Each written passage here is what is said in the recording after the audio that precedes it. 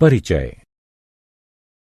अंकिता, जैसा कि हम जानते हैं कि पौधों को पानी की आवश्यकता होती है।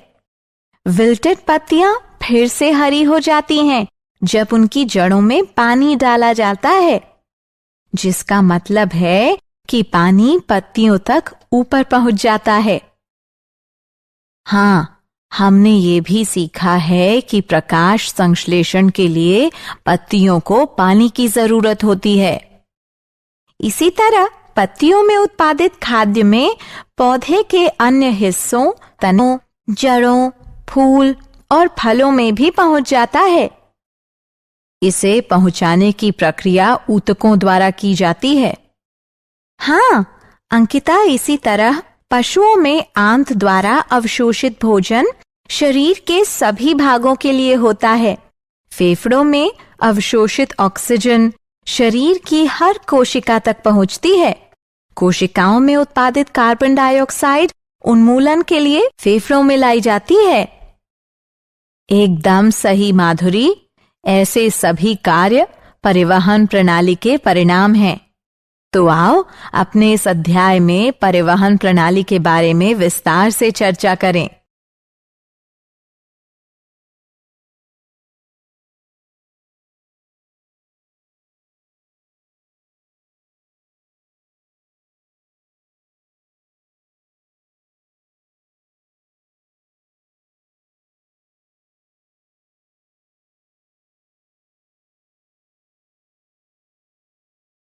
उद्देश्य।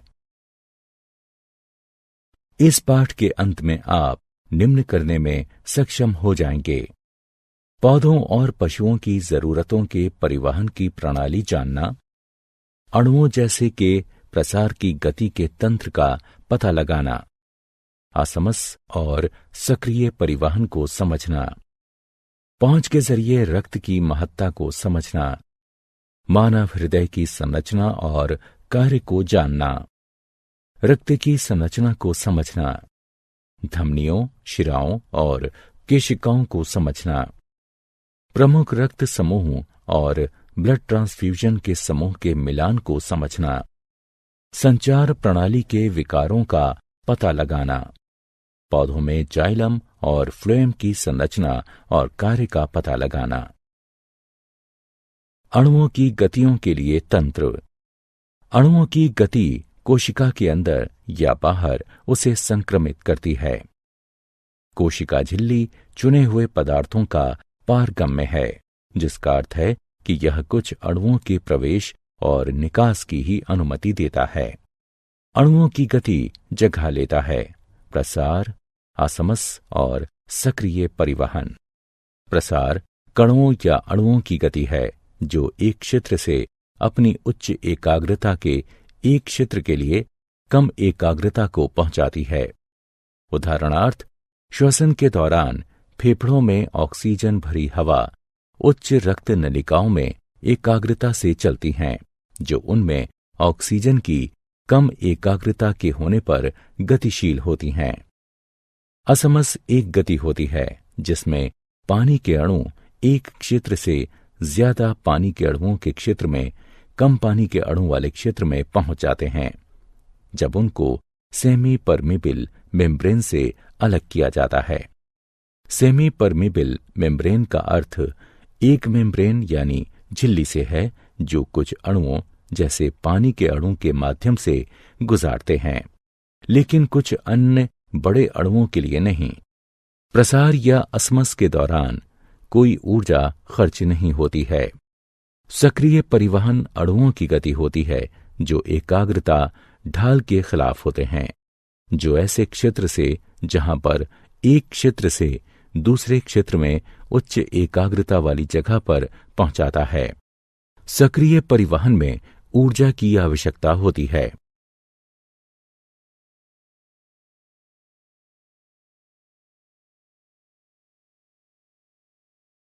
मानव में वहन। अधिकतर पशुओं के शरीर में पदार्थ को रक्त के जरिए एक भाग से दूसरे भाग में ले जाया जाता है। इस प्रकार रक्त परिवहन के लिए ऊतक है और पूरे शरीर में पहुंचता है। रक्त पोषक तत्वों श्वसन गैसों, हार्मोन्स और बेकार सामग्री को शरीर के एक अंग से दूसरे में पहुंचाता है। संचार प्रणाली में अंग जो रक्त बनाकर पूरे शरीर में प्रसारित होते हैं, मानव संचार प्रणाली में शामिल होते हैं। केंद्र में स्थित मस्कुलर पंप, जिसे हृदय कहा जाता है, और रक्त वाहिकाएं जो ट्यूब संरचनाओं की तरह हृदय से जोड़ती हैं। रक्त वाहिकाएं 3 प्रकार की होती हैं। धमनियां, ये रक्त को हृदय से शरीर के विभिन्न भागों में पहुंचाती हैं। नसें, ये रक्त को शरीर के विभिन्न हिस्सों से हृदय तक पहुंचाती हैं। केशिका, ये धमनी और नस के बीच शिरा होती है। केशिकाएं रक्त और ऊतकों के बीच सामग्री को आदान प्रदान करने की अनुमति देती हैं।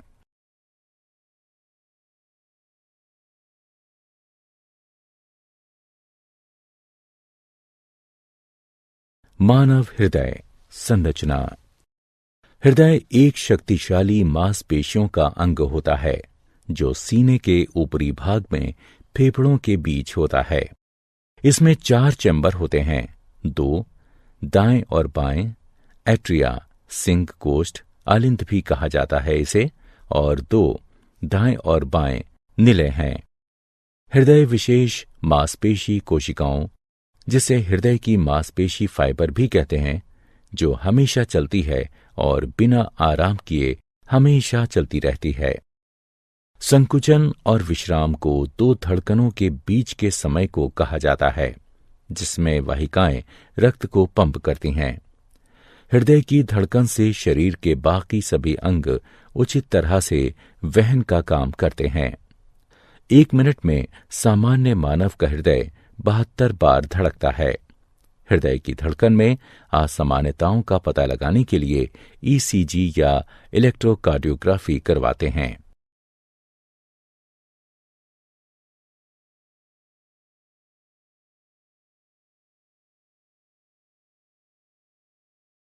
मानव हृदय के कार्य। अशुद्ध रक्त में ऑक्सीजन कम होती है और कार्बन डाइऑक्साइड अधिक होती है, और शुद्ध रक्त में पूर्ण ऑक्सीजन होती है। एक बड़ी नस शिरा नसों के माध्यम से अशुद्ध या विऑक्सीजनित रक्त को शरीर के सभी हिस्सों से इकट्ठा करती है और दायां आलिंद को खाली कर देती है। फेफड़ों से एक ही समय में नस में बायां आलिंद ऑक्सीजन से रक्त लाता है। इस समय हृदय के सभी 4 कक्ष आराम कर रहे होते हैं। फिर कोष्ठ और अशुद्ध रक्त दायां आलिंद से प्रवेश करते हैं और बायां आलिंद से शुद्ध रक्त बाएं निलय में प्रवेश करता है। हृदय के भीतर वाल्व रक्त को वापस बहने से रोकते हैं। अगले निलय काम करते हैं, जबकि कोष्ठ आराम करते हैं। रक्त शुद्ध होने के बाद 2 फुफ्फुस धमनियों के माध्यम से दाएं निलय से फेफड़ों को जाता है। बाएं निलय से ऑक्सीजन से भरपूर रक्त पंप होकर बड़ी धमनी में जाता है, जिसे महाधमनी कहते हैं। यह ऑक्सीजनित रक्त शरीर के सभी हिस्सों में वहन करता है। नसें अशुद्ध रक्त हृदय को लाती हैं और धमनियां उन्हें शुद्ध करके हृदय से दूर ले जाती हैं। लेकिन यहां 2 अपवाद हैं। फुफ्फुसीय धमनी अशुद्ध रक्त वहन करती है और फुफ्फुसीय शिरा शुद्ध रक्त वहन करती है। रक्त एक संयोजी ऊतक है जो पूरे शरीर में संचालित होता है। यह एक द्रव सा होता है जिसे प्लाज्मा कहते हैं, जिसमें 3 प्रकार की रक्त कोशिकाएं होती हैं, जिन्हें लाल रक्त कोशिकाएं, श्वेत रक्त कोशिकाएं और ब्लड प्लेटलेट्स के नाम से जानते हैं। रक्त कोशिकाएं अस्थि मज्जा से निर्मित होती हैं। लाल रक्त कोशिकाएं आरबीसी या एरिथ्रोसाइटस, ये आकार में गोल और एक लाल रंग की हीमोग्लोबिन नामक वर्णक होते हैं। लाल रक्त कोशिकाओं में कोई नाभिक नहीं होते हैं। आरबीसी ऑक्सीजन को ऊतकों तक ले जाते हैं और फिर वापस कार्बन डाइऑक्साइड ऊतकों से लेते हैं। करीब 5 मिलियन mm³ एरिथ्रोसाइटस रक्त परिसंचारी में होते हैं। श्वेत रक्त कोशिकाएं WBC या ल्यूकोसाइटस। चूंकि ये कोई रंग द्रव नहीं ले जाते, इसलिए इन्हें रंगहीन WBC कहते हैं, जो अनियमित आकार के होते हैं। परिसंचारी खून में 5000 से 7000 mm³ WBC उपलब्ध होते हैं। ये शरीर को संक्रमण से बचाती हैं, जो रोगाणु या एंटीबॉडी बनाने वालों को खा जाती हैं। ब्लड प्लेटलेट्स यानी थ्रोम्बोसाइटस। ये कोशिकाओं के बहुत छोटे टुकड़े होते हैं। इनमें कोई नाभिक नहीं होता। ये रक्त के थक्का बनने में भाग लेते हैं। रक्त के कार्य। रक्त पोषक तत्वों, ऑक्सीजन, कार्बन डाइऑक्साइड, हार्मोन्स और बेकार सामग्री शरीर की जरूरत के हिसाब से वहन करता है। कुछ दवाएं भी शरीर में रक्त के माध्यम से दी जाती हैं। लसिका। लसिका भी एक संचार तरल पदार्थ है और लसिका वाहिकाओं में बहती हैं। ये हल्के पीले रंग की होती हैं। ये हमेशा ऊतकों में एक ही दिशा से हृदय तक पहुंचती हैं। कोशिकाओं को लिम्फोसाइट कहते हैं, जिनमें लसिका होती है और शरीर को संक्रमित होने से बचाती है। लसिका आंत से शरीर के अन्य भागों में पचा वसा वहन करती है। यह प्रोटीन और तरल पदार्थ को ऊतकों से वापस कर देती हैं। रक्तदाब। रुधिर वाहिकाओं की भित्ति के विरुद्ध जो दाब लगता है, उसे रक्तदाब कहते हैं। यह दाब शिराओं की अपेक्षा धमनियों में बहुत अधिक होता है। धमनी के अंदर रुधिर का दाब निलय संकुचन के दौरान प्रकुंचन यानी संकुचन दाब तथा निलय अनुशिथिलन के दौरान धमनी के अंदर का दाब अनुशिथिलन दाब कहलाता है। सामान्य प्रकुंचन दाब लगभग 120 mmHg यानी पारा तथा अनुशिथिलन दाब लगभग 80 mmHg यानी पारा होता है। रक्तदाब को जिस उपकरण से मापते हैं, उसे रक्तदाब मापी यानी स्फाइगोमोमैनोमीटर कहते हैं। उच्च रक्तदाब को हाइपरटेंशन भी कहते हैं और इसकी वजह से रक्त के प्रवाह में बड़ा अवरोध हो जाता है और रक्त का प्रवाह नहीं हो पाता। इससे एक धमनी और आंतरिक रक्तस्राव का खतरा हो सकता है। संचार प्रणाली से संबंधित विकार। हृदयाघात जैसे अन्य अंगों, हृदय को भी भोजन और ऑक्सीजन की आवश्यकता होती है। जब हृदय को आपूर्ति करने वाली धमनियां मोटी हो जाती हैं या ज्यादा वसायुक्त भोजन की वजह से हृदय की मांसपेशी कोशिकाएं पर्याप्त धड़कन को हासिल नहीं कर पाती, हृदयाघात तब होता है जब ईसीजी असामान्य हो और इसके उपचार के तरीके हैं। रक्ताल्पता।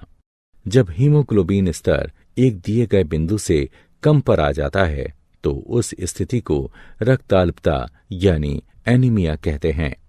इससे व्यक्ति कमजोर हो जाता है और पीला दिखता है, साथ ही सुस्त हो जाता है। आयरन की खुराक लेने से रक्ताल्पता को दूर करने में मदद मिलती है। अधिश्वेत रक्तता। यह एक ब्लड कैंसर है। संकीर्ण हड्डी लाल रक्त कोशिकाओं की कीमत पर अत्यधिक श्वेत रक्त कोशिकाएं बनाती है। उच्च रक्तदाब। इसमें उच्च रक्तदाब की स्थिति होती है, जिससे सिर दर्द, चक्कर आना और थकावट का एहसास होता है। सामान्य रक्तदाब 120/80 होता है। उच्च रक्तदाब चिंता करने से भी होता है।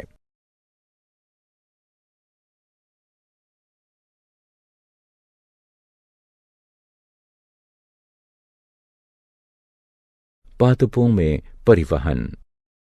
पानी का परिवहन पादपों की जड़ों को पानी और खनिज मृदा से हासिल होता है। हमने पहले भी सीखा है कि पानी जड़ों से पत्तियों को ऊतकों, जाइलम और फ्लोएम द्वारा प्रकाश संश्लेषण की क्रिया से उनकी आवश्यकता की पूर्ति करता है। ट्रेकीट और वाहिकाओं, जो जाइलम की निर्जीव कोशिकाएं होती हैं, पानी को जड़ से लेकर मृदा से पत्तियों तक पहुंचाती हैं।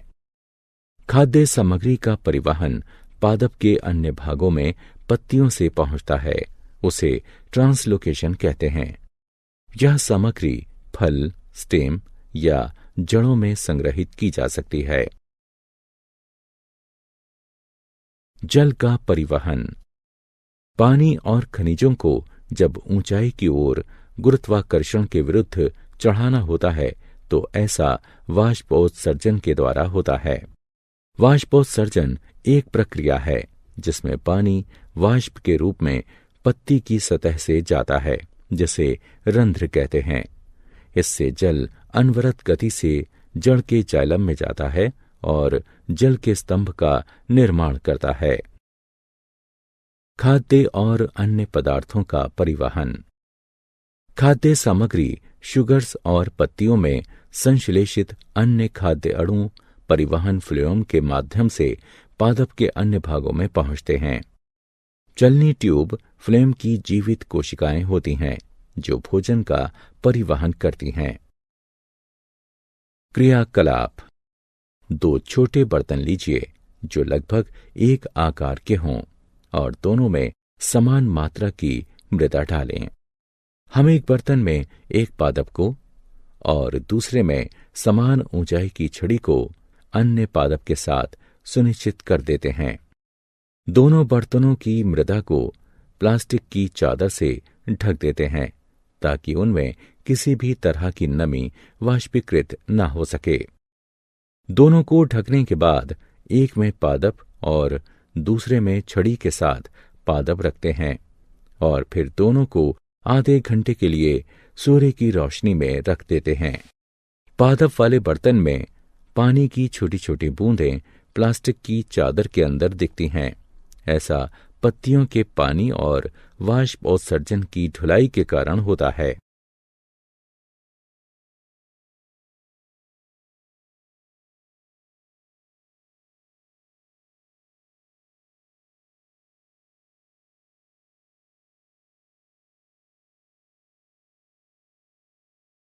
क्या आप जानते हैं हीमोग्लोबिन की मात्रा पुरुष और महिलाओं में भिन्न भिन्न होती है।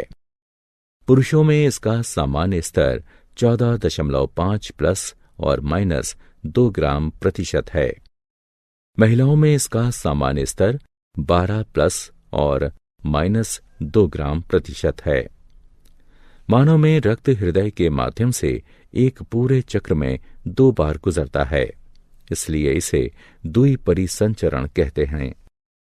सिनोआर्ट्रियल यानी SA नोड छोटी मात्रा में विशिष्ट मांसपेशी कोशिकाओं की दीवार के दाएं कोष्ठ में पाया जाता है, जो वीना कावा के निकट खुलता है।